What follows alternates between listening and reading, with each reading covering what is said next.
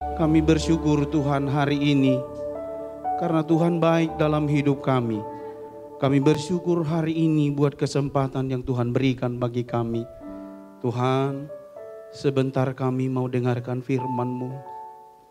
Roti yang hidup mana yang turun dari sorga, yang menguatkan kami Tuhan, yang memulihkan hidup kami. Sudah terlalu lama kami dengarkan dunia ini, berita dunia ini. Kadang kami lupa mendengarkan berita tentang Engkau, keselamatan yang Engkau berikan bagi kami. Hari ini Tuhan jamah setiap hati kami, hidup kami. Hamba-Mu Tuhan yang kecil, yang sederhana ini, yang tidak ada apa-apanya ini. Tuhan berkati menjadi dahsyat dan luar biasa. Karena Engkau Allah yang dahsyat dan luar biasa. Terima kasih Tuhan Yesus, kami siap dengarkan firman-Mu. Dalam nama Yesus kami berdoa, haleluya. Amin. Silakan duduk Bapak Ibu saudara-saudara yang dikasihi oleh Tuhan. Puji Tuhan. Puji Tuhan, hari ini kita bersyukur kepada Tuhan. Tetap kita katakan kita bersyukur karena Tuhan baik dalam segala kehidupan kita. Apapun keadaan kita, bagaimanapun keadaan kita tetap bersyukur kepada Tuhan. Bapak Ibu saudara-saudara yang kasih oleh Tuhan, kadang-kadang sering kita berpikir kita bersyukur itu ketika kita dapat uang saja atau dapat bonus atau dalam segala hal. Tapi satu hal yang perlu kita ingat hari ini, ada banyak orang yang pengen seperti kita untuk beribadah, tetapi mereka tidak bisa beribadah. Ada orang sekarang hari ini yang ingin memuji dan memuliakan nama Tuhan, tapi nyawanya sedang terancam. Dan dia tidak bisa bilang apa-apa pun karena dia sedang di rumah sakit, di ruang ICU. Di ruang gawat darurat sekali. Ada orang sedang menyesali dosa-dosanya. Dan dia ingin bertobat tetapi tidak ada kesempatan. Karena apa? Karena dia sekarang ada di balik jeruji besi. Dan dia tidak bisa berbuat apa-apa. Jadi Bapak Ibu Saudara yang dikasihi oleh Tuhan, jangan terus berpikir hal-hal yang fantastik saja untuk bersyukur. Tapi bersyukurlah untuk hal-hal yang sederhana itu. Karena kita masih diberikan Tuhan kesempatan. Amin. Ada juga hari ini gak bisa datang ibadah. Karena dari rumah sudah bertengkar. Masalah itu juga. Ya, dan tidak jadi ke ibadah. Jadi Anda bersyukur. Punya suami yang baik, punya istri yang baik, punya anak-anak yang baik yang bisa mempersiapkan segala sesuatunya. Ya, jadi hari ini kita bersyukur kepada Tuhan. Maka hari ini di dalam masih perayaan Pentakosta ini, mari kita akan membaca kebenaran firman Tuhan dari Kisah Para Rasul pasal yang kedua, ayat yang ke-41 sampai dengan ayat yang ke-47. Yang perikopnya oleh Lembaga Alkitab Indonesia. Kenapa saya bilang selalu oleh Lembaga Alkitab Indonesia? Memang Lembaga Alkitab Indonesia ini yang buat. Pernah saya belajar eksposisi Perjanjian Baru, lalu disuruh itu satu kitab Injil Yohanes, lupakan perikopnya dia bilang. Lalu kita bikin perikop yang baru. Ya, bukan salah, itu bukan menambah atau mengurang ya. Itu bukan menambah atau mengurang, tapi mencoba mengekspos dia melihat kata-kata yang asli dalam Alkitab itu. Jadi bisa saja kalau Anda nanti lihat, Alkitab sekarang kan aneh-aneh ya. Jadi jangan kalian pikir udah aneh kayaknya ini Kristen. Enggak, ada lagi Alkitab milenial itu. Kalau kalian baca itu bahasanya bahasa-bahasa milenial. Wow, Yesus melakukan mujizat yang bombastis. Jadi luar biasa, saya waktu baca itu, wow apa ini. Ya, yang paling penting Anda jangan baca Alkitabnya yang saksi Jehovah lah ya. Kalau itu agak-agak menyesatkan sedikit ya. Karena masa ada Tuhan Yesus, hai, pikir ini orang apa ini, ya. Jadi aneh-aneh juga itu. Jadi oleh Lembaga Alkitab Indonesia disebutkan di sana cara hidup jemaat yang pertama. Demikian kalimat firman Tuhan. Orang-orang yang menerima perkataannya itu memberi diri dibaptis, dan pada hari itu jumlah mereka bertambah kira-kira 3.000 jiwa. Mereka bertekun dalam pengajaran rasul-rasul dan dalam persekutuan. Dan mereka selalu berkumpul untuk memecahkan roti dan berdoa. Maka ketakutanlah mereka semua sedang rasul-rasul itu mengadakan banyak mujizat dan tanda. Dan semua orang yang telah menjadi percaya tetap bersatu, dan segala kepunyaan mereka adalah kepunyaan bersama. Dan selalu ada dari mereka yang menjual harta miliknya, lalu membagi-bagikannya kepada semua orang sesuai dengan keperluan masing-masing. Dengan bertekun dan dengan sehati mereka berkumpul tiap-tiap hari dalam bait Allah. Mereka memecahkan roti di rumah masing-masing secara bergilir dan makan bersama-sama dengan gembira dan dengan tulus hati, sambil memuji Allah, dan mereka disukai semua orang. Dan tiap-tiap hari Tuhan menambahkan jumlah mereka dengan orang yang diselamatkan. Demikian firman Tuhan. Saudara-saudara yang dikasihi oleh Tuhan, saya tidak sedang membahas tentang, sekarang banyak pembahasan di gereja tentang glosale ya, atau apapun namanya, glosal tentang bahasa roh ya. Tapi saya tidak sedang membahas tentang bahasa roh, baptisan roh dan lain sebagainya. Itu bagusnya diseminarkan biar bisa kita berdebat. Kalau kita nanti hari ini saya bahas tentang baptisan roh, kalau khotbah itu tidak boleh diprotes. Ya, karena itu retorika ya. Tapi kalau sharing atau apa bisa saling protes, kita saling berdebat nanti kita. Namanya juga akademisi. Tapi sekarang saya sedang membahas tentang bagaimana dampak dari gerakan Pentakosta itu. Ya. Bapak Ibu Saudara yang dikasihi oleh Tuhan, kemarin pernah kita dengarkan khotbah bahwa Pentakosta di dalam Perjanjian Lama sudah ada. Tetapi itu disebutkan sebagai hari raya panen besar. Iya, tetapi Bapak Pendeta kita bilang kemarin, Bapak Gembala bilang bahwa di zaman akhir ini hari raya panen jiwa. Ya, jadi gereja dulu pernah tertidur akibat ada sesuatu pengajaran gereja, termasuk surat penghapusan dosa, indulgensi, ya, sehingga gereja hampir beberapa tahun itu, puluhan tahun tertidur. Ya, sehingga di sanalah gerakan, kalau Anda nanti baca sejarah gereja, baca perang salib. Jadi kita harus belajar dari sejarah itu agar kita boleh mengerti bagaimana strategi kita dalam menginjili. Ya. Sampai beberapa tokoh-tokoh aliran Roh Kudus, aliran Pentakosta, tapi yang terkenal itu adalah John Farhan namanya. Ya, dia seorang Metodis dan dia digerakkan oleh Roh Kudus untuk menyatakan bahwa kata glosa itu sering disebut orang, ada di istilah bahasa Yunani disebut auris. Jadi auris itu ada auris middle, ada auris lemah, ada auris kuat. Dalam tensis bahasa Inggris disebut past, ada past continuous, ada past perfect tense ya. Jadi dan tafsiran-tafsiran Barclay dan beberapa orang yang mengatakan bahwa itu hanya sekali dan tidak akan terulang lagi. Tetapi John Farhan tidak bisa menahan ini dan dia digerakkan oleh Roh Kudus dan dia mencoba mendemonstrasikan bagaimana sejarah gereja mula-mula, bagaimana orang-orang percaya itu boleh bertambah dan luar biasa. Dan terbukti dimulai dari Amerika sampai ke kita hari ini. Saya percaya pergerakan-pergerakan juga dari Amerika sampai ke Indonesia ini, gerakan Pentakosta sampai terbentuknya Bethel Temple di Indonesia ini. Ya, membuat orang seperti El Senduk bisa dipakai Tuhan dengan luar biasa menyebarkan berita kebenaran firman Tuhan. Maka hari ini kita sebagai gereja yang karismatik, yang Bethel, yang Pentakosta, saya lihat akhir-akhir ini nggak jauh beda dengan dengan orang. Tidak ada lagi gerakan itu muncul. Sehingga perlu kita ketahui bahwa saudara-saudara yang kasih Tuhan, apa yang harus kita kerjakan, apa yang dampak dari Pentakosta itu, apa dampak dari pencurahan Roh Kudus itu.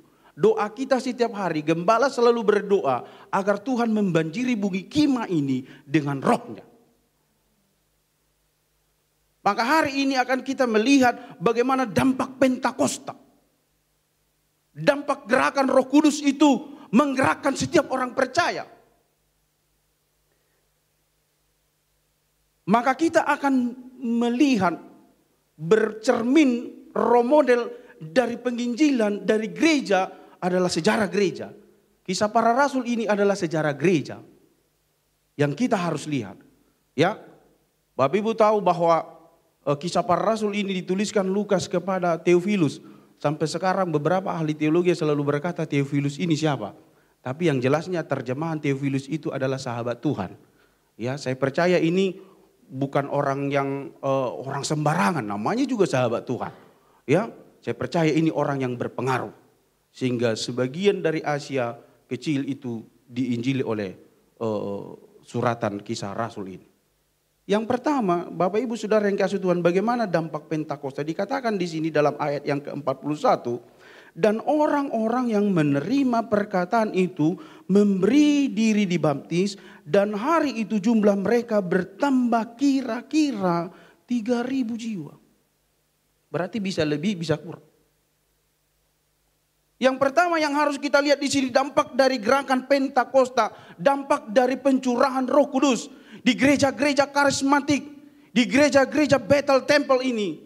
Yang pertama kita harus melihat ada pertobatan. Amin.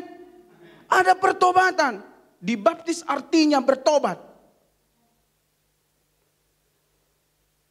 Ya, saya pernah berdebat. Maaf kalau ada di sini gereja yang Lutheran, Calvinis atau apa. Saya waktu kuliah S2, dosen saya itu orang Lutheran. Dosennya HKBP, Dr. Boang Manalu dan Dr. Ava Lipten si Hombing. Udah meninggalin orang. Iya. Ya.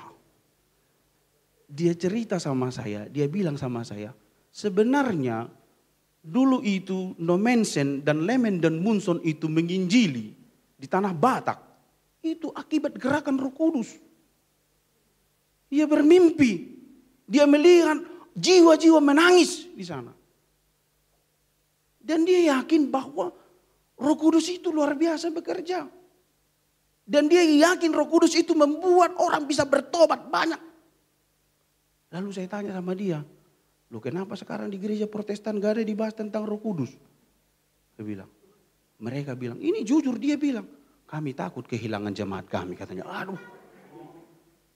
Betul, karena fanatismenya orang Batak itu luar biasa. Coba lihat di mana-mana gereja HKBP nggak pernah ratusan ribuan jemaatnya. Di mana pun.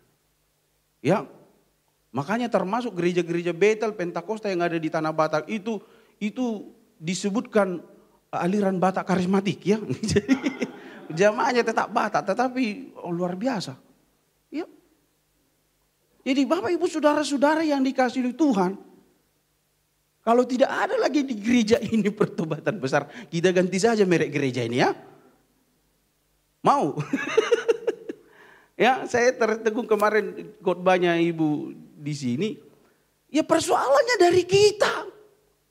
Kalau orang-orang di sini saja nggak bertobat, yang bisanya hanya tomat, tahu tomat? Tahu tomat nggak? Tobat kumat, gitu maksudnya ya. Udah tobat hari ini, oh Yesus hari Minggu. Tapi hari Selasa, marilah bersama. Ini yang persoalan.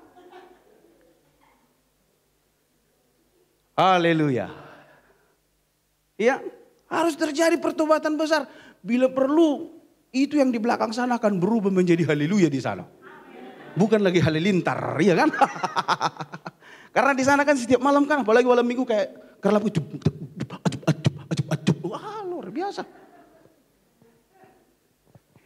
Ada saya dulu punya teman,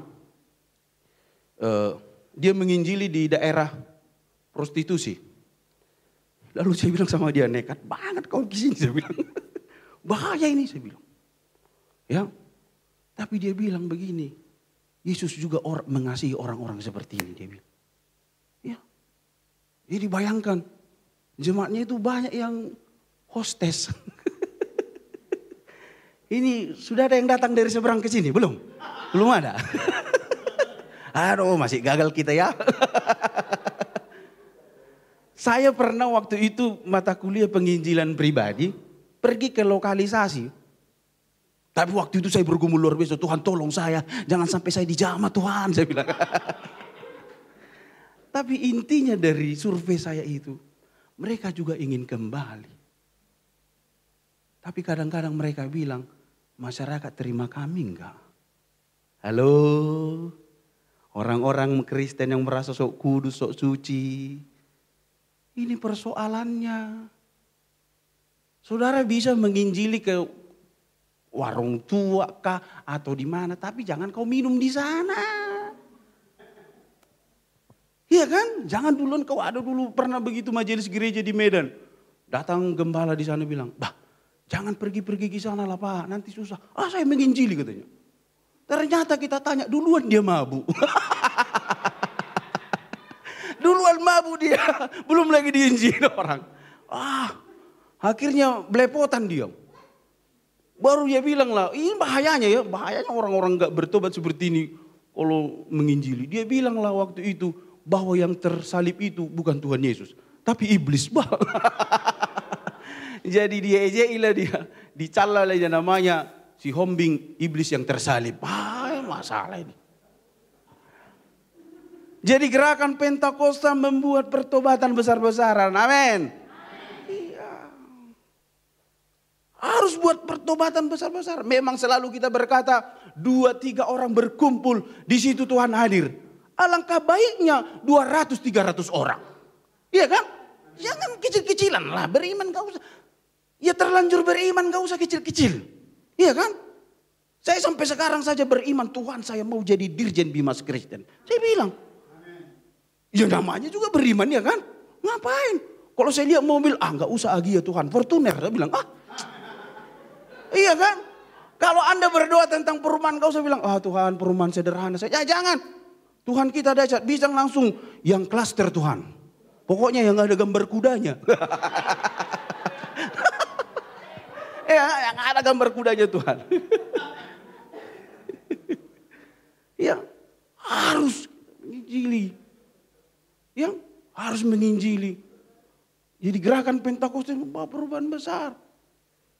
3.000, 2.000 jiwa, kan lebih bagus. Jangan terus, ya Tuhan, 2 atau 3 orang engkau hadir. Aduh, tiap hari lah 2-3 orang datang. Langsung bilang kami bersyukur Tuhan, 200-300 orang akan hadir Tuhan di sini. Bilang begitu. Baru lagi, makin dahsyat ini 2.000-3.000 jiwa. Wah. Saya bilang kemarin sama yang di PA ini, saya bilang kita persiapkan untuk jiwa 500 orang. Saya bilang. Kita persiapkan, biarlah pulang orang Papua ini, saya bilang ya kan. Nanti kita ganti. Ya, ada gantinya itu. Ya saya bilang, jadi tapi yang dipersiapkan lah. Saya bilang kemarin sama Andre juga sama Cesaria, saya bilang kita persiapkan. Ya, karena kadang-kadang Bapak Ibu Saudara yang dikasih oleh Tuhan, banyak kita ini kalau belum kita bertobat, kadang-kadang duniawi kita yang menonjol. Iya. Maksud saya di sini, kalau saudara ditempatkan Tuhan di posisi yang pas begitu, ada maksud Tuhan di sana. Kalau Anda jadi polisi bukan untuk nilang-nilang orang, bukan. Bukan cari-cari kesalahan. Ya, maaf kalau ada polisi di sini. Kadang-kadang saya lihat polisi ini, ya, saya pernah ditangkap polisi waktu di Medan. Kebetulan terlambat saya ke gereja waktu itu. Gimana lah karena waktu itu nonton bola kan gitu. Terlambat saya terobos di lampu merah. Wah, saya lihat lah, tiba-tiba muncul polisi. Dari tadi nggak ada kulihat ini. Langsung dia bilang sama saya, "Bapak tahu apa kesalahan Bapak?" katanya. "Tahu Pak." "Apa itu?" "Saya nggak lihat Bapak di situ," saya bilang. Kalau saya lihat Bapak di situ, nggak saya terobos itu lampu merah. Saya saudara-saudara yang dikasih Tuhan, Pentakosta harus membawa jiwa-jiwa, penginjilan besar terjadi. Amin. Iya, harus terjadi pertobatan. Gereja mula-mula, sejarah gereja mencatat bahwa mereka bertobat, memberi diri mereka dibaptis, dan 3.000 jiwa bertobat. Amin. Dari 12, 120 menjadi 3.000. Jangan kayak lagunya waktu saya TK. Teko, teko, teko, anak ayam turun 10. Teko, teko, teko, mati 1 tinggal 9. Mati 1 tinggal 8, tinggal 7, habis. Jangan nyanyinya, jangan Komsel nanti jadi tekote-kote, iya kan? Dari 10 tinggal 5 habis. Iya kan? Saya tahu penggerak gerakan Komsel itu Yong Ji Chow. Ya, dia sebutkan gerakan gereja sel.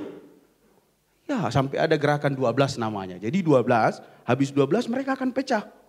Iya, jadi jangan pikir-pikir harus mau banyak-banyak, enggak. Ya, jadi jangan pikir-pikir, oh banyak-banyak dulu kayak rame-rame. Ya jangan enggak apa-apa sih makan-makan, tapi jangan itu orientasinya, ya kan? Terus tanya belum lagi ibadah, enggak tahu firmannya. Kau di rumahmu nanti ya masak kolak ya. Ada bumbu-bumbunya nih, wah. Kali ini ngapain? Saya dulu pernah jadi pembina pemuda di gereja. Saya lihat tiap hari memang sudah saya diam-diamin. Tiap di grup terus tanya, dress code kita apa? Oh yang ini aja ada baju baru nih di posting. Akhirnya saya lihat mamanya stres di rumah. Karena tiap hari anaknya beli baju, Pak.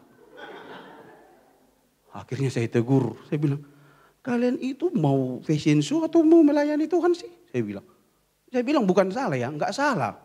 Ya, puji Tuhan di gereja ini saya lihat enggak ada yang nyentrik ya. Saya lihat kemarin kalau setiap Edwin melayani atau beberapa orang, saya lihat itu aja bajunya ya. Ya, ada saya lihat perubahan. Sama kayak saya ini aja ya. Bukan nggak salah bikin abangnya, tapi kan maunya di dalam bidang pelayanan itu. Hey, kita besok melayani, doa puasa kapan? Doa berantainya kapan? Saya pernah waktu belajar homiletik dikatakan begini, kalau mau khotbah kau 1 jam, berdoa 2 jam.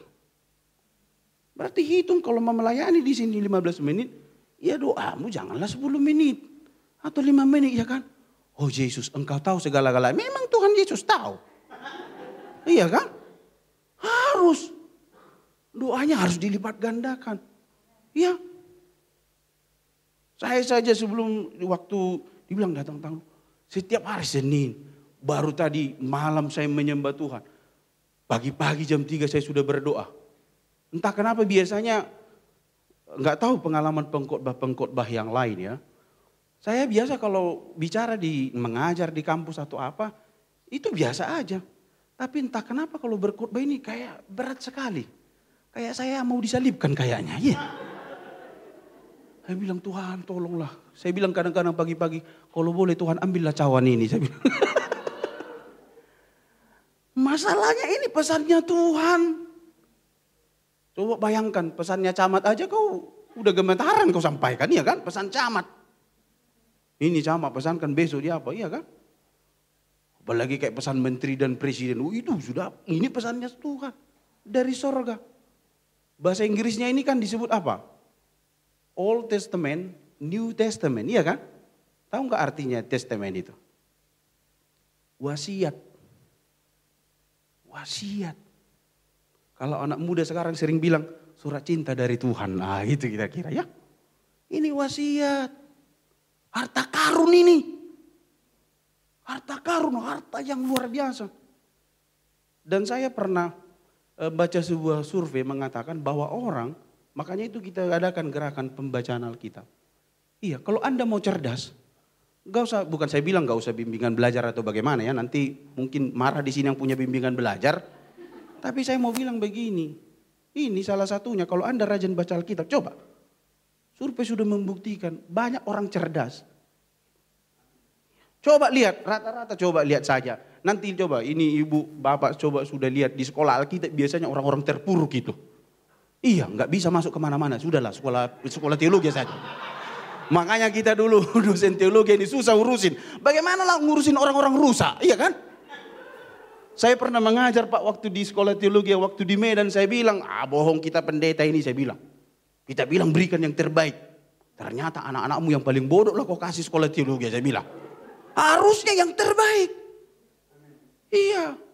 Di negara saya di negara saya di Amerika, di Harvard University. Itu gak lulus teologi baru kemana-mana. Beneran. Itu passing grade yang paling tinggi itu teologi. Makanya orang-orang teologi di sana terkenal. D.L. Becker, Dieter Becker, Wesley, banyak lagi. Orang-orang lulusan Harvard. Jadi passing grade yang paling tinggi itu di Harvard teologi ya. Iya, kalau di sini enggak di mana-mana baru ya sudahlah teologi lah kau nak biar bertobat kata.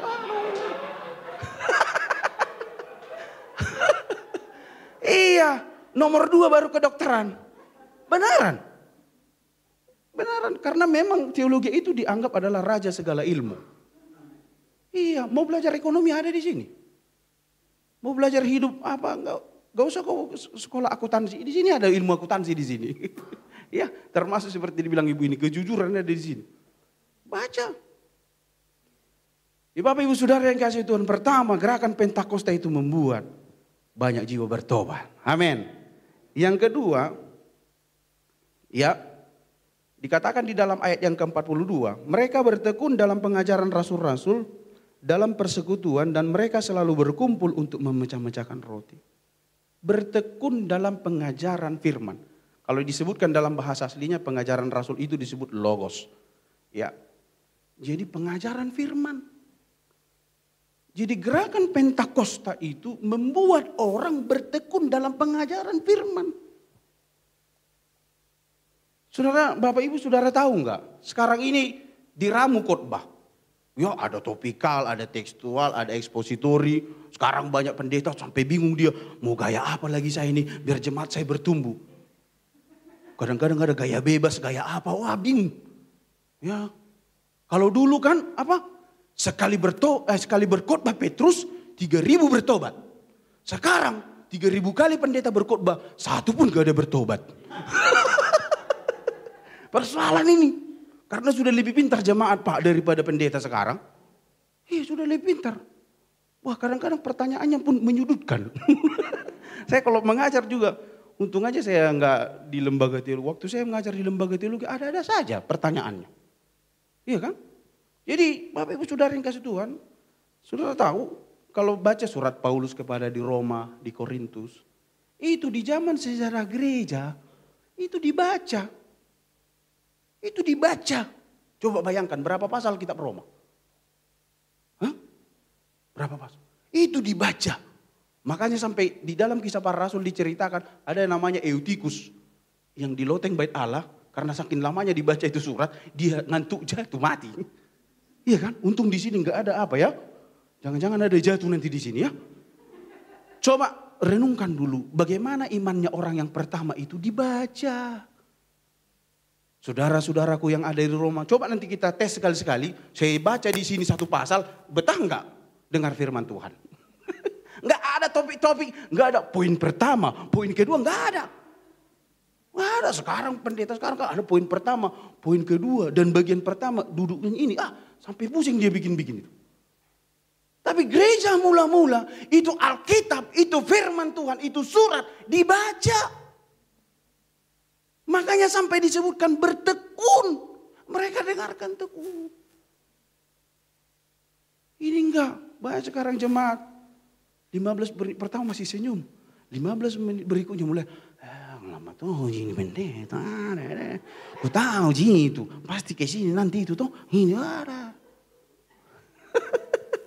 Mulai di belakang gerasa-gersu. Wow. Tiap-tiap hari itu dibilang pendeta Apri. Kita hidup benar, bukan hidup baik.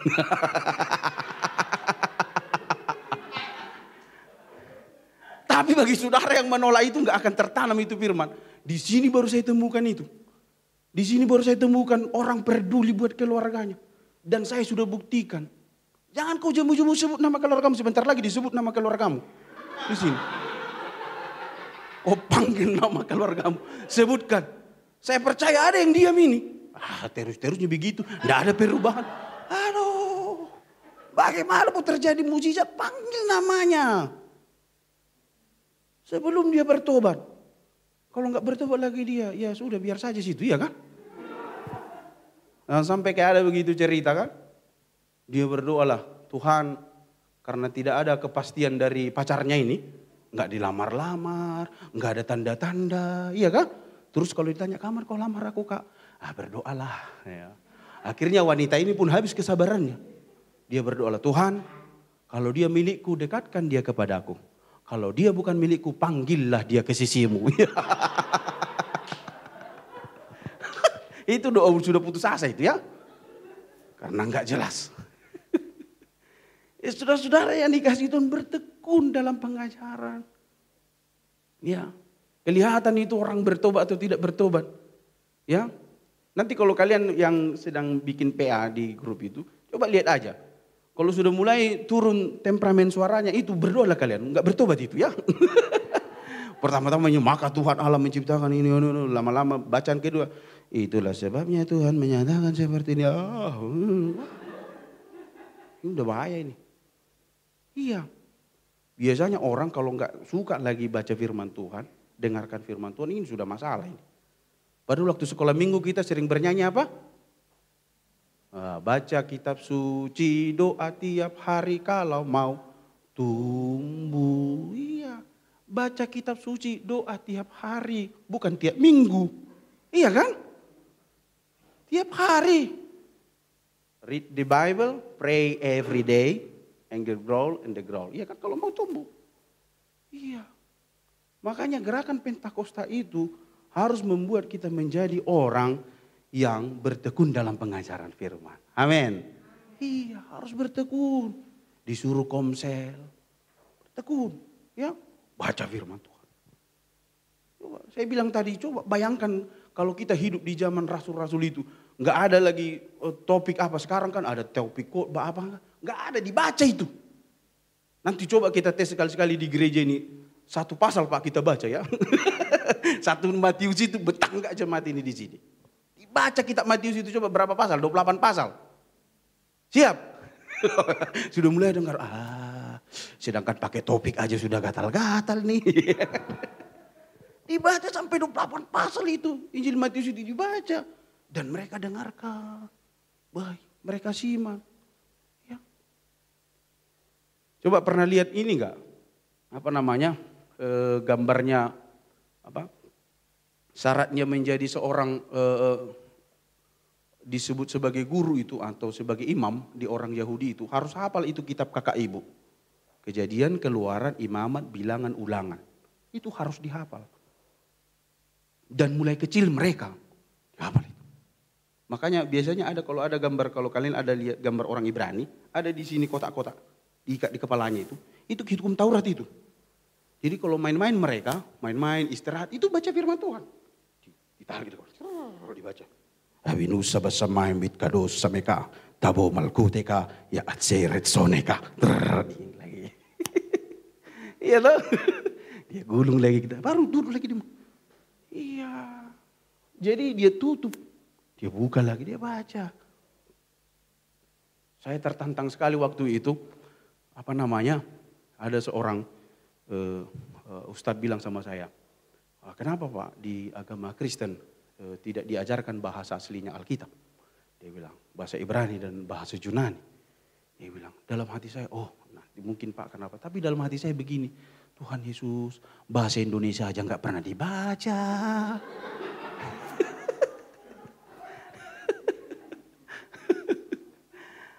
Boro-boro mau bahasa Yunani Ibrani.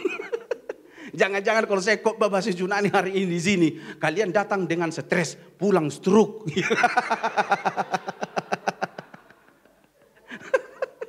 Gak ngerti apa yang saya bilang. Iya toh? Iya. Makanya saya dulu, ada seorang pengkhotbah. Biasanya pengkhotbah biblika itu gak masuk akalnya bernarasi seperti itu. Biasanya dia kebanyakan kata-kata Yunani expose, baru dia apa, waduh. Kalau nggak orang pintar di sana dengar bisa-bisa mual. Iya. Beberapa orang pengkhotbah seperti itu di Indonesia ini, wah. Ya, kalau kita dengar harus serius. Jadi Bapak Ibu Saudara-saudara yang dikasih Tuhan harus kita bertekun dalam pengajaran firman. Amin. Iya, biar nyata gerakan Pentakosta bertekun dalam pengajaran firman. Ya. Jadi dengarkan firman. Setiap kali tidak akan pernah sia-sia itu. Apapun yang dikatakan dari depan dengarkan. Imani, lakukan. Kalau berat bilang tepuk dadamu Tuhan. Berat ini firman Tuhan. Kayaknya ini firman Tuhan menegur saya. Jangan langsung kau berpikir, tiba-tiba ada khotbah di sini menyinggung perasaanmu. Kalau kau menyimpan sakit hati, Tuhan tidak akan dengarkan doamu. Terus kau berpikir, kayaknya Kak Ria ini yang bilang sama Om ini. Kak, nak tahu jika Ria saya lagi bermasalah ini, pasti nak kasih tahu. Ingatlah, nggak akan bertobat kau. Tapi kalau langsung kau tepuk dadamu, Tuhan ampuni saya. Ya. Jangan Bapak Ibu pikir seperti kita ini sudah tahu firman Tuhan. Kadang-kadang Tuhan juga tegur kita. Kita punya kesalahan juga loh. Iya. Ada hal-hal khotbah yang sudah biasa mungkin kita apa. Tapi hari itu kita dengarkan itu tersentuh hati kita. Karena apa? Karena kita tekun dalam pengajaran firman. Yang ketiga dikatakan firman Tuhan di sini. Ayat yang ke-46 dikatakan. Dengan bertekun dan dengan sehati mereka berkumpul tiap-tiap hari dalam bait Allah. Mereka memecahkan roti di rumah masing-masing secara bergilir.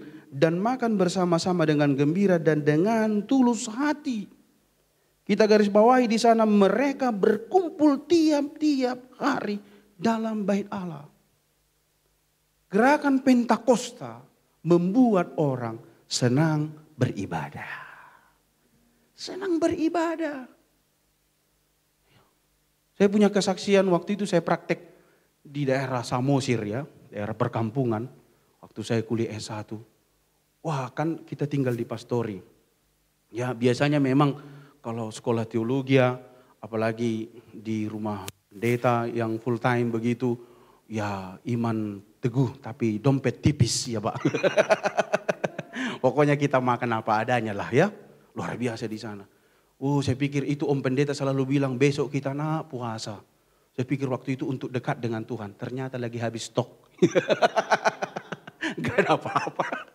Saya pikir udah pernah kita puasa sampai 4 hari. Biasa yang saya tahu 3 hari. Kayaknya ini berkat belum tercurah saya pikir ya. Tapi yang paling meneguhkan saya waktu itu ada seorang nenek-nenek umur 70 tahun. Dia datang hari Sabtu. Saya bilang di orang Batak dipanggil opung biasanya. Opung. Saya bilang, opung kenapa datang? Tapi bahasa daerah lah. Mau ke gereja saya bilang. Hari Sabtu ini pung, besok saya bilang. Coba bayangkan kerinduannya hari Sabtu pun dia anggap hari Minggu. Bayangkan kalau kalian kan maunya tidak ada hari Minggu ya kan. Maunya langsung lompat. Senin, Selasa, Rabu, Sabtu. Langsung Senin lah. Biar jangan. Pengampunan lagi hari Minggu ya kan? Iya. Luka hati lagi hari Minggu. Makanya banyak anak-anak muda yang brengsek. Gitu. Saya yakin anak muda di sini nggak brengsek ya? Iya, biasanya anak-anak muda yang brengsek itu jarang mau ke gereja karismatik. Karena itu yang disinggung. Coba bayangkan. Bapak Gembala selalu bilang, jangan merokok. Waduh, ngeri itu. Dalam hatinya itu pasti menggerutu itu. Kalau enggak bertobat menggerutu. Uangmu bukan uangmu, uangku ji, apa urusanmu. Begitu. Tapi saya selalu bilang sama orang-orang seperti itu, saya bilang, jangan kau coba-coba melawan. Nanti tiba-tiba datang yang lebih berat dari situ baru kau tahu saya bilang. Ya kan tiba-tiba kau batuk darah, muntah darah. Bahaya. Ya. Jadi Bapak Ibu Saudara yang dikasih oleh Tuhan, gerakan Pentakosta membuat kita senang beribadah. Amin. Ya, beribadah. Ya, lagu kita berkata hari lepas hari bertambah-tambah indahnya. Hari Senin harinya Tuhan, hari Selasa harinya Tuhan, hari-hari harinya Tuhan. Tiap hari harusnya harinya Tuhan. Ya, bila perlu paksa Om Gembala, Om, Pak Pendeta maunya setiap hari ada komsel, ada ibadah. Iya. Biar tenang perasaan. Ini waduh banyak orang begitu. Waduh komsel lagi. Ibadah apa lagi ini. Ya. Jadi gerakan Pentakosta membuat orang senang beribadah. Amin. Iya senang beribadah. Ya. Pernah gak kalian merasa kalau hari Sabtu begitu mimpi-mimpi. Aduh nanti mau ibadah gitu. Biasanya kelihatan itu. Kalau orang cepat datang ke gereja ini itu kelihatan semangat beribadah itu. Tapi kalau turun sudah lambat, mau tutup gereja baru datang, aduh. Ini perlu dibikin 2 pelepasan ini ya. Ada begitu. Ini untung aja gak terlalu banyak. Biasanya ada gereja-gereja besar begitu. Ada orang nanti Sudah datang terlambat, duduk paling pojok belakang, pakai kaca reben lagi, tidur di gereja. Bah. Makanya saya pernah bilang, kalau Anda susah tidur, datanglah ke gereja. Biasanya orang suka sekali tidur di gereja. Aduh. Saya bilang, bah di mana ini? Ya, bagaimana? Saya saja jangankan ibadah. Kalau mengajar saja, mau mengajar saya, wah itu bergelora. Wah hari Kamis saya mengajar, saya akan beritakan firman. Iya. Saya kebiasaan saya doakan itu mahasiswa, saya sebut namanya satu-satu. Kalau ada yang ulang tahun saya doakan dia. Dan Bapak Ibu Saudara-saudara yang kasih Tuhan, saya pernah, makanya saya selalu bilang, kalau saya di kampus saya bilang, kalau ada rahasiamu, itu sebabnya makanya biasanya banyak orang gak mau kesaksian yang pribadi-pribadi di gereja karena banyak gosip. Ini ya, gak bisa orang jaga rahasia. Ya, ini masalah juga ini. Saya saya bilang, kalau kau punya pergumulan pribadi dek, tapi kalau cewek, kau datang ke ruangan saya tapi bawa temanmu. Karena masalah ini. Saya bilang, jangan sampai nanti kau datang masuk di ruangan saya, ada orang lihat. Ngapain tuh Pak Febri kan gitu kan, bawa temanmu di luar saja tunggu. Tapi satu kesaksian saya gak usah sebutkan namanya, dia datang ke saya, dia sudah yatim piatu, dia berdoa, adiknya korban narkoba. Ya, tapi saya doakan setiap pagi saya sebut namanya saya doakan. Setelah dia lulus, dia telepon saya, Pak terima kasih Pak. Kenapa? Adik saya sudah bertobat Pak, sudah melayani di gereja, sekarang dia pergi sekolah pendeta. Haleluya saya bilang. Dan itu saya jaga rahasianya. Pernah juga begitu, waktu saya di Bandung dulu pernah praktek. Ada seorang cewek yang broken home. Ya, dan dia sudah dirusak oleh orang tuanya, bapak tirinya. Rusak. Dan dia berpikir waktu itu, dia kuliah di Unpad. Dia berpikir waktu itu dia akan mengakhiri hidupnya. Tapi inilah melalui kelompok-kelompok sel, terus ada temannya, ada kakak rohani saya yang akan mendoakan. Dia datang kepada saya. Saya bilang waktu itu ada yang jemaat kita itu dia bawa ke saya bilang kamu tunggu di situ, lalu dia itu. Lalu saya bilang sama temannya doakan. Saya berikan semangat bagi dia. Tidak semua orang deh. Saya berikan semangat, saya berikan motivasi dia ibadah. Udah hancur hidupnya. Tapi dia bisa bangkit kembali. Dia menjadi pengusaha yang sukses. Lalu dia telepon saya. Ya kalau secara duniawi saya pikir wah senang saya waktu itu. Dia telepon saya. Kak berapa nomor rekeningnya? Itu. Biasanya kita senang kalau ditanya nomor rekening. Wah.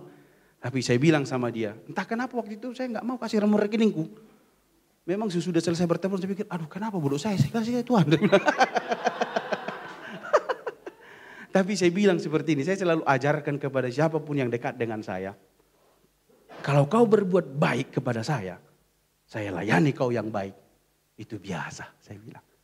Tapi saya mau ketika saya berbuat yang baik, berdoa untuk engkau. Buat yang baik buat orang lain lagi. Itu penginjilan. Kalau kau buat baik kepada saya, kau balas budi itu. Iya. Saya bilang selalu sama yang kelas kerja sama PL ini, kalau kau nanti jadi sukses dek, nggak usah inilah saya bilang ya, nggak usah telepon saya Pak, syukuran Bapak datang ke Papua atau bagaimana, enggak. Tolonglah adik-adikmu, tolonglah temanmu. Kalau kau sudah sukses nanti, jangan lupa GBI Kima, iya kan? Tetap perpuluhan mengalir ke sini ya, iya. Karena kau dibentuk di sini, percaya di sini ya. Kalau jadi Mina nanti buka gereja Bethel di Papua, luar biasa ya. Iya, luar biasa. Jadi Bapak Ibu Saudara yang dikasih Tuhan, gerakan Pentakosta membuat orang senang beribadah. Yang terakhir, Bapak Ibu Saudara yang dikasih Tuhan, dikatakan di dalam ayat yang ke-47. Sambil memuji Allah dan mereka disukai semua orang. Dan tiap-tiap hari Tuhan menambahkan jumlah mereka dengan orang yang diselamatkan. Sambil memuji Allah mereka disukai semua orang. Artinya gerakan Pentakosta itu berdampak dan menjadi berkat. Berdampak dan menjadi berkat. Bahkan sejarah gereja mencatat, kisah para rasul ini mencatat ekstrim. Ekstrimnya apa? Milik mereka, milik bersama. Tapi tidak disebutkan di sini istri, satu orang istri bersama ya enggak ya? Karena ada beberapa tafsiran yang keliru. Berarti mereka saling satu istri dong? Enggak ya. Mereka bilang di sini harta bendanya. Harta bendanya milik bersama. Ya. Luar biasa. Ada yang menjual, dia berikan untuk gereja. Jadi penginjil-penginjil gereja saya pikir kalau gerakan Pentakosta itu, gerakan mula-mula itu terjadi di tempat ini, saya pikir nggak terlalu sulit gedung sebelah ini. Iya. Tapi karena di sini mulai hitung-hitungan, oh nanti besok kami makan apa, mau bikin apa. Saya pernah punya kesaksian, waktu itu datang Peter Youngren ke Bandung, penginjilan. Ya, terus Peter Youngren bilang begini, hari ini kita akan melakukan penginjilan besar. Yang ada di dompetmu, kasih masuk di kotak persembahan. Waktu itu uang saya tinggal 100.000.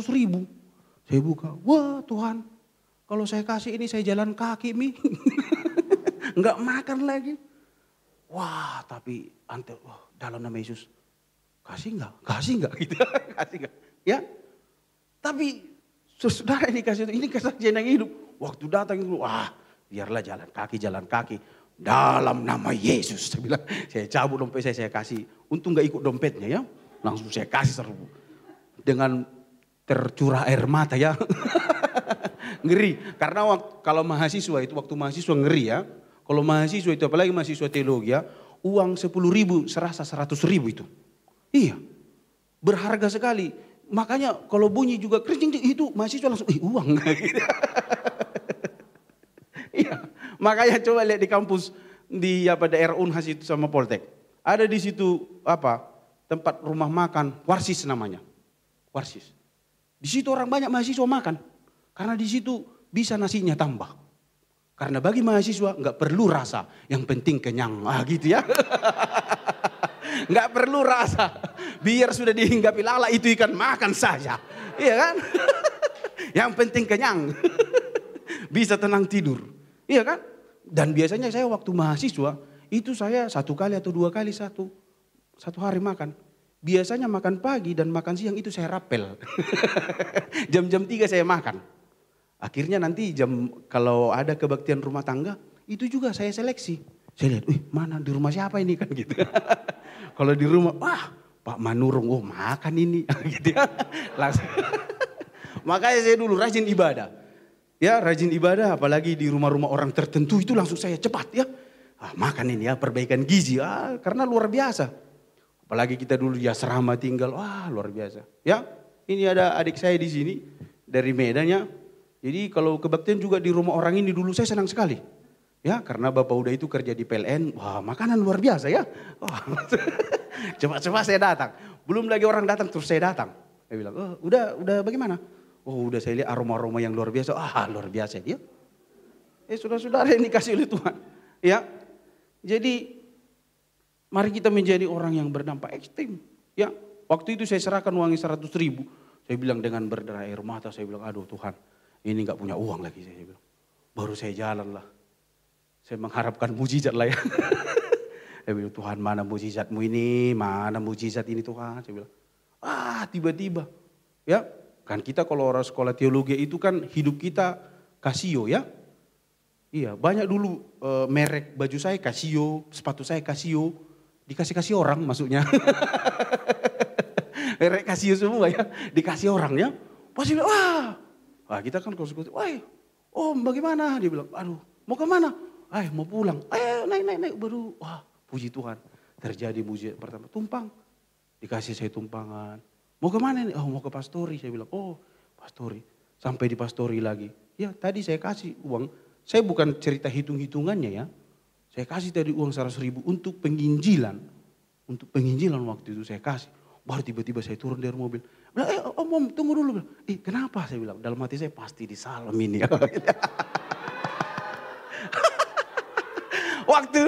Waktu itu jemaat sak dia bilang, Tuhan Yesus, saya bilang. Waktu mau disalam, apa ini Pak? Apa ini? Dalam hati saya, apa ini? Dia bilang, terima kasih. Wah, saya nggak usah kasih tahu nominalnya ya. Pokoknya, saya bilang, waktu saya sampai di rumah saya menangis. Aduh Tuhan, ternyata saya selama ini ragu. Iya, ragu. Kebanyakan kita ragu. Waduh. Ya. Saya pernah saksikan di sini atau di mana ya. Ya, Saya dulu divonis dokter mau mati. Ya, saya dibilang dokter, udahlah nggak ada harapan lagi si Febri ini mau hidup. Ini pasti inna illahi wa inna ilaihi rajiun. Sudah mau mati nih. Saya pulang dari rumah sakit itu paksa. Teken paksa. Ya, kayak kesaksiannya kemarin pendeta Pastor Andi Simon ya. Jadi saya itu teken paksa dari rumah sakit. Karena saya muntah darah waktu itu. Baru dibilang orang rumah sakit, oh kami nggak bisa jamin ya. Kalau nanti ini Febri keluar dari rumah sakit karena ini masih kondisi parah. Lalu mama saya bilang sama orang rumah sakit, memang kalau di sini juga bisa dijamin hidup anak saya, dia bilang. Dokternya juga bingung. Ya, jadi saya itu langsung dari ruang ICU saya pulang. Nggak ada, saya biasanya kan dari ruang ICU ke ruangan dulu dirawat. Jadi saya dari ruang ICU langsung pulang di rumah. Sakit masih tetap berjalan. Ya, sakit masih tetap berjalan. Tetapi saya melihat pertolongan Tuhan, mujizat Tuhan yang luar biasa. Ya. Dan saya melihat pertolongan Tuhan yang luar biasa. Dan banyak orang bisa berdampak, hidup kita bisa berdampak. Setiap saya saksikan ini di mana-mana. Ya, om saya juga ada beberapa orang dia lihat, mereka selalu bilang, wah itu si Febri yang tadinya mau mati bisa hidup. Jadi gerakan Pentakosta itu membuat orang bisa hidup menjadi berdampak, menjadi berkat. Orang-orang muda yang ada di sini, ya harus bisa berdampak. Tapi bagaimanalah hidupmu berdampak? Aduh, saya selalu bilang begini, ya kalau saya mengajar saya selalu bilang begini, bohong kau dek, setia sama Tuhan. Yang kau lihat saja kau nggak bisa setia, saya bilang. Kau bisa saja ngomong di sini, ku tetap cinta. Sampai menetes air matamu, air hidungmu, air liurmu semua menetes. Sampai aku bilang begitu. Tapi kau selingkuh? Bohong. Tapi disuruh mamamu kau nggak bisa jujur. Kau bilang sama mamamu, ma kirim dulu uang. Uang apa? Uang mistar, uang ruler, uang penggaris. Sama aja itu.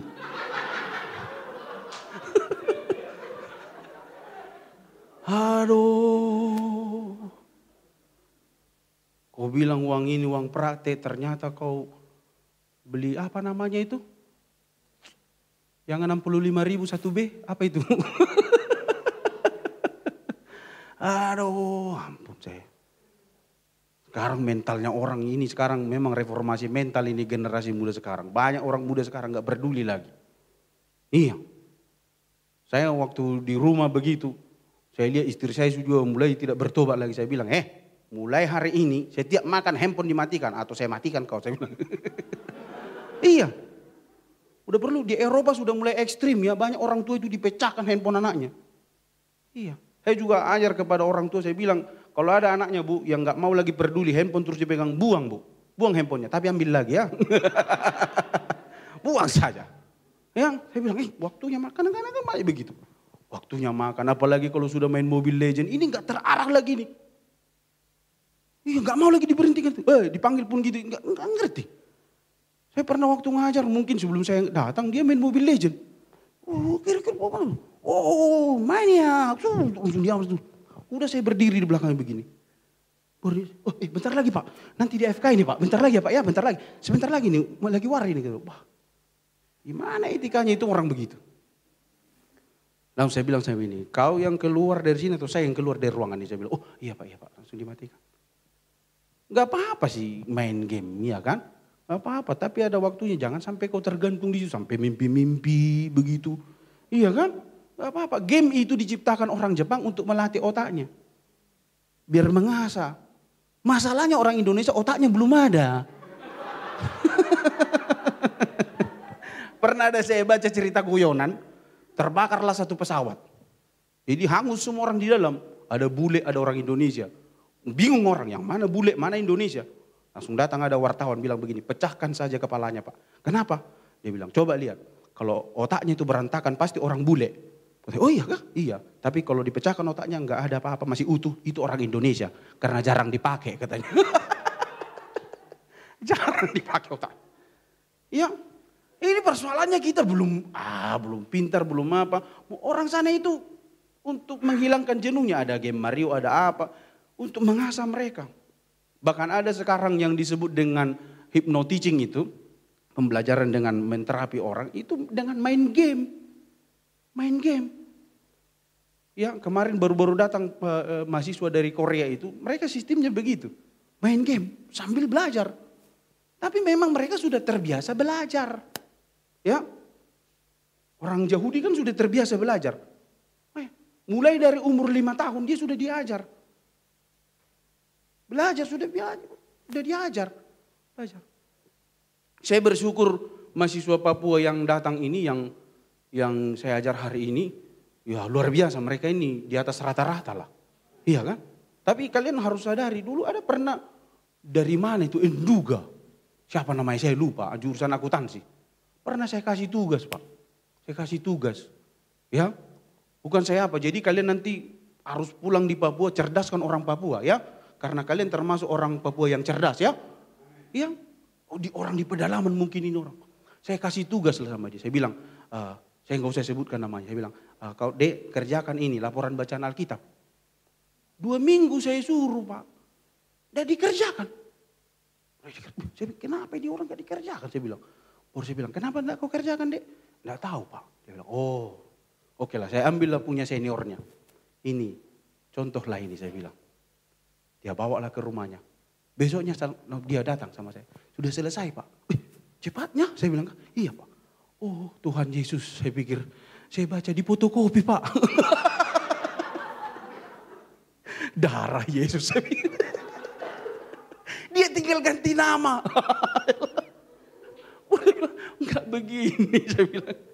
Akhirnya saya bikinlah privat. Baru kali itu ada kuliah agama privat ya. Saya privat lah, saya kutu-kutui lah satu-satu. Begini dibaca. Baru apa kesimpulannya Dek? Ini saya tulis lagi. Baru tulis lagi. Aduh, saya bilang. Tapi saya lihat itu orang sekarang. Saya pernah ditelepon. Pak ada transkrip nilai saya waktu di Poltek Pak. Ada, kenapa? Saya sekarang lagi ambil S2 di Jogja. Waduh saya bilang. Bisa kau kuliah S2? Oh bisa dong Pak. Dia bilang wah luar biasa. Ya ini harus berdampak. Ya, saya sekarang ada mata kuliah tambahan saya mengajar Pancasila dan kewarganegaraan. Karena dosennya nggak ada lagi waktu itu di situ. Akhirnya saya bilang udahlah beda-beda tipis itu agama dengan Pancasila. Oke saya bilang ya kan. Tapi kadang-kadang waktu saya mengajar Pancasila itu. Saya bilang kadang-kadang saya keceplosan. Puji Tuhan saya bilang.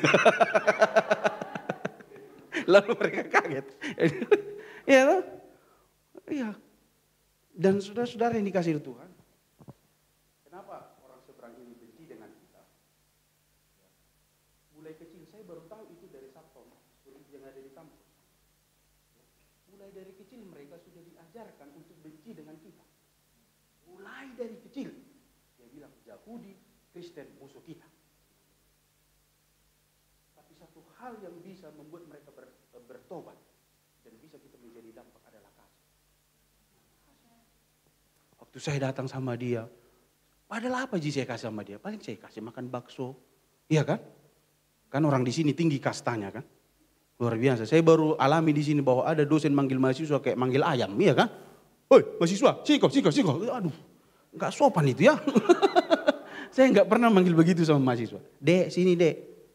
Kadang-kadang mahasiswa nggak sopan sama saya. Iya kan? Dek, sini dek. Saya bilang, saya panggil. Saya manusiakan. Kadang-kadang di sini saya lihat kayak tidak manusia. Sini kok. Wah kan itu kasar sekali. Ya, baru saya duduk sama dia. Lalu dia bilang, Bapak kok mau sama saya duduk? Saya security Pak. Ya, saya nggak ada apa-apanya sih. Oh enggak, saya bilang. Ya, baru saya bilang, wah ternyata orang Kristen itu baik ya Pak. Dia bilang, itu. Ya kadang-kadang kita nggak sadar. Loh kenapa kau bilang begitu? Saya pikir nggak ada baik-baiknya saya. Apalah saya kasih makan coto, iya kan? Apa coto? Saya bonceng dia baru waktu itu ada lahiran anaknya. Saya datang ke sana, dia bangga sekali. Wah datang dosen, dia pikir kan. Padahal dalam hati saya apa nggak ada, saya biasa-biasa aja. Saya datang begitu. Wah dia sungguh sekali semua keluarganya datang. Datang. Dosen ini di kampus. Wah semua cium saya. Apa-apaan ini saya pikir kan. Dalam nama Yesus lah saya pikir kan. Baru dia cerita sama saya seperti itu. Ya, jadi Bapak Ibu Saudara yang dikasihi Tuhan, hidup kita harus berdampak. Amin. Iya, hidup kita harus berdampak. Gereja mula-mula sudah membuktikan Maka ketika mereka berdampak, ingat baca firman Tuhan. Tidak usah kita paksa. Firman Tuhan mencatat di sini, Tuhan menambahkan jumlah mereka. Amin. Iya. Gak usah terlalu pusing nanti, aduh bagaimana. Tidak. Hidupmu berdampak saja. Ya, hidupmu berdampak saja. Kau akan menjadi berkat. Lihat gereja mula-mula. Tuhan menambah jumlah bilangan mereka. Tuhan menambah jumlah bilangan mereka. Masih banyak lagi di luar sana yang perlu kita injili. Maka hari ini, Bapak Ibu saudara-saudara yang kasih Tuhan, gerakan Pentakosta membuat kita menjadikan sebuah pertobatan besar. Kita bertekun dalam pengajaran firman Tuhan.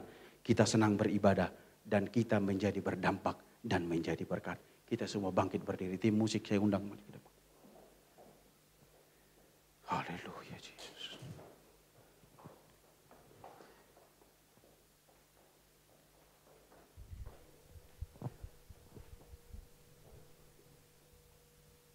Ketika kita bernyanyi, memuji, menyembah Tuhan. Kitab Mazmur berkata, bless the Lord, O my soul. Dia tidak katakan praise the Lord, O my soul. Dia katakan bless the Lord, O my soul. Artinya Tuhan diberkati melalui pujian, melalui penyembahan. Berikan yang terbaik. Bukan masalah suaramu yang bagus atau tidak, tapi naikkan dengan hatimu. Saya percaya kalau kau bernyanyi di sana sambil geresah-gerusu, sambil cerita-cerita, jangankan Tuhan, saya pun yang melihat engkau tidak tertarik. Tapi hari ini kalau Tuhan mau tertarik buat hidupmu, bless the Lord all my soul. Berkati Tuhan melalui hidupmu. Suaramu datang kepada Tuhan. Haleluya. Kita angkat pujian ini. Yesus terlebih besar. Yesus terlebih besar. Yesus, haleluya. Yesus terlebih besar. Yesus terlebih besar di dalamku, di dalam. Yesus terlebih besar. Yesus haleluya, haleluya, haleluya. Yesus haleluya, haleluya. Di dalamku selamanya. Yesus terlebih besar. Yesus terlebih besar. Yesus haleluya, haleluya. Yesus terlebih besar di dalam. Amin, haleluya. Di dalam. Yesus terlebih besar. Yesus terlebih besar. Yesus terlebih besar di dalamku selamanya. Saya mau hanya jemaat saja bernyanyi. Ini pengakuan kami Tuhan.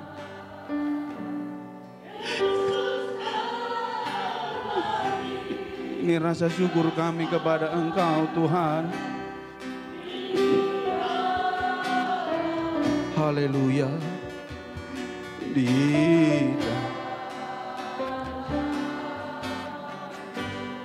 Oh haleluya, haleluya.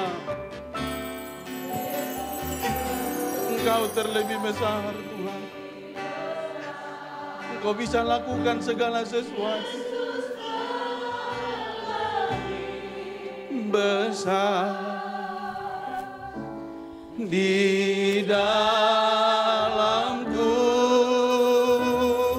selama-lamanya. Yesus terlebih besar. Yesus.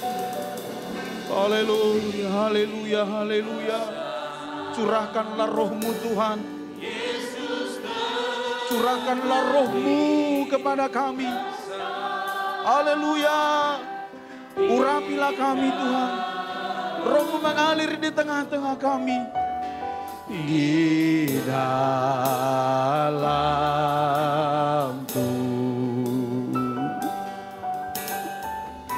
Yesus terlebih besar. Yesus terlebih besar di dalamku selama-lamanya. Haleluya.